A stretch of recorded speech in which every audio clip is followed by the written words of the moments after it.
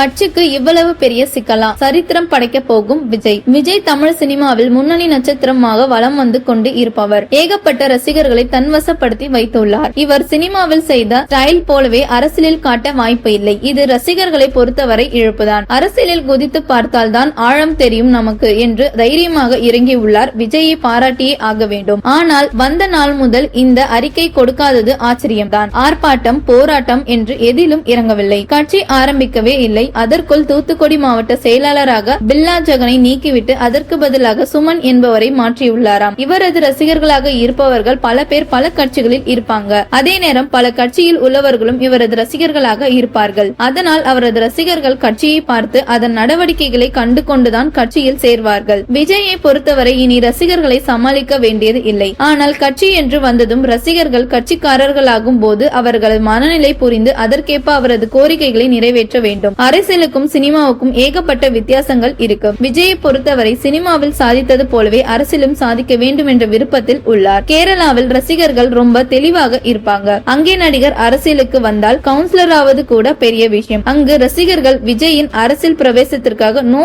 Entry சொல்லி விட்டார்களாம்.